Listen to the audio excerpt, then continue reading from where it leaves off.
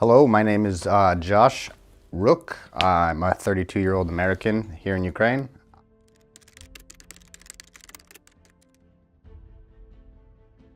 I originally came here because I think my country's not doing enough to support Ukraine. We made a promise in 1992 and 1993 to defend you if you were ever invaded, and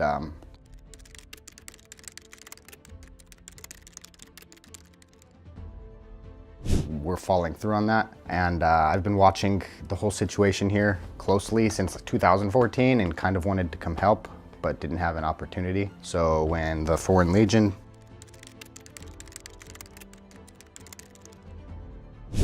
said they would start accepting civilians, I started doing some training back home and then came and joined to the fight to stop the Russians. I had a friend from high school whose dad moved back here. They were Ukrainian. She was like a firstborn American, but he moved back here and he got killed by the Russians in the first month of the war.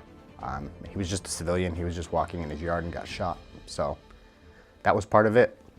And also, I don't know, I just felt like doing something bigger in the world, bigger than just sitting around working a normal job, being a normal jack-off while other people are dying, you know? It seemed like the right thing to do, and I'm just trying to do the right thing in life. My name is Emerald. I'm here with the 3rd Battalion in Legion. I come from Norway. I'm 40 years old.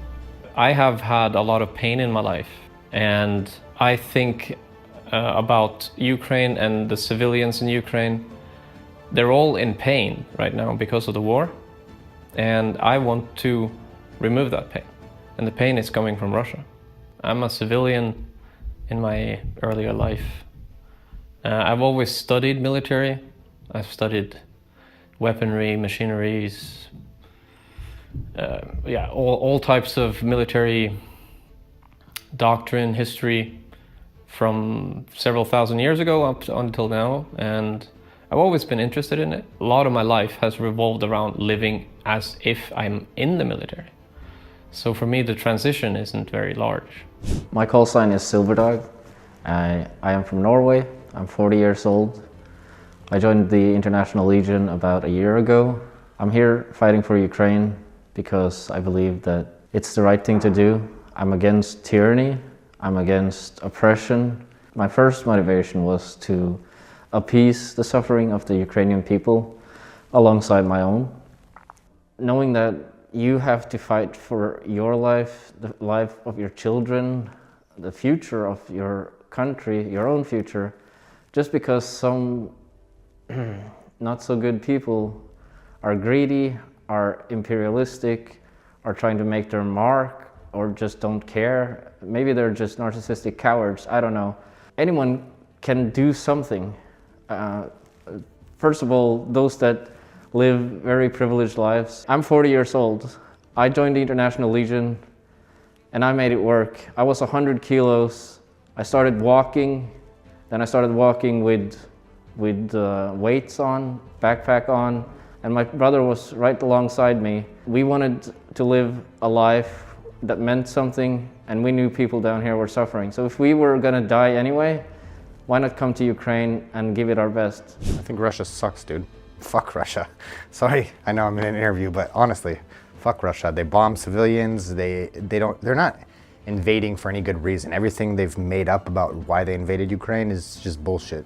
They just want to oppress people, and they've been doing it since the 1900s here in Ukraine. They're just garbage. Russia sucks. That's all I can really say about it. Every single family in this country is being affected by the war. They're losing friends, they're losing family. They live in constant terror from air raids, from bombs. And I know what that's like. Even though I'm from a very safe country, fear is universal. The Russians, they spread false propaganda and lie about almost everything. And there's no reason for them to be here at all. And I think whenever injustice in the world is like that, somebody has to stop them. When talking doesn't work, the only thing you can do is physically stop them. And that's what a war is. Physically stopping someone who is trying to take what you have. Let's just say that the world gave Ukraine 14 days. That's 4 days. 2 weeks. If you can defend yourself against the second largest military force in the world for 2 weeks, we will help you. That's what the world said. Well, guys, we're here, and it's been years, and we're still here. And all the Ukrainian brothers that I have, we're fighting, and we're gonna keep fighting. And we want to stop Russia. We don't want any unjust solution, negotiation, blah, blah, blah, giving half the country away. We want something that can feel like a victory. The minimum is a safe ceasefire or peacetime that can make sure that future generations of Ukrainians are safe. That's the bare minimum. But my dream, the real dream, is to crush fucking Russia. Fuck Russia. I want them to lose. I want them to understand that they cannot just come and take from this proud, beautiful people whatever they want. I want them to feel our rage, our nationality, our will to defend ourselves. I want us to show civilians that we are here and we are willing to fight for them. This is not a joke. It's not Hollywood. This is real life, and thousands of people are either dead, homeless, or without food, water, electricity. And if you actually just try that, couple off your electricity and water for just one day, try it with your family and see how stressful that is. Now try that for years. And then turn on your stereo at max volume and play some kind of war movie or clip or something. And just feel that. Close your eyes and feel how stressful that is. Is that how you want to live? Maybe you can do something so others don't have to live through that every single day. You can join, you can help, you can do something. Don't you want to feel that you are contributing to that? Ukrainian people here, the villagers, they cook, they help us clean the house. You guys are amazing people. I've literally never met nicer people. There's only one Ukrainian lady I never liked, and it was the train station lady, because she wouldn't let me use my translator to order a ticket. But other than that, I've never met nicer people. I've never met people who care, who have nothing but will give you everything anyways. If I could probably walk down the street and ask for a place to stay, and a random neighbor would give me a place to stay. You guys are just good people like that, and it's another reason I stayed for as long as I did to fight, because it's hard to find good people like that anywhere in the world. It is what it is, man. If I die so one Ukrainian guy can go home with a family and kids, I don't have kids, you know? I don't have somebody who looks up to me and calls me dad. So if I die and one Ukrainian man got to live because of me, then my job was done. Also, from being here and seeing what's happening and talking with people who has been here even longer than me, you start to really build a lot of resentment towards Russia. You see the suffering firsthand, how brutal it is. Even though this isn't my country, the people here are no different than me. So if it was happening where I come from, someone would help us too. So my impression of Ukraine is a very humble people. Most Ukrainians are very grateful. They're not rash or brash. They're kind, helpful. I like the people here. They are open and strong, really strong. They all help to end this war. They all donate, they all volunteer, and seeing how strong the Ukrainian people are has inspired me. But hey, I came to Ukraine, I fell in love with the country, fell in love with the people.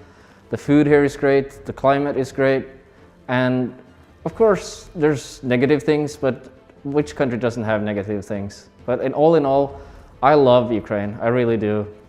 I want to live here for the rest of my life. I have found someone here, a special someone, and I hope for a future. I'm fighting for that future, and you can too. I think it's worth it. What's going to be your legacy? Did you become the person that sits 20 years from now and say, we should have done more, I wish I went and did something to help those people. I loved my team, dude. Got some of the best dudes in the world on my team. They work hard, they play hard, they do the jobs they're supposed to do when they're supposed to do them, no questions asked. And I think if I had gotten wounded, like you're saying, if I risked my life and I lost both my legs or a leg, I know those guys would carry me 6 kilometers to get me home. I trust them with my life. I would trust them with my family's lives.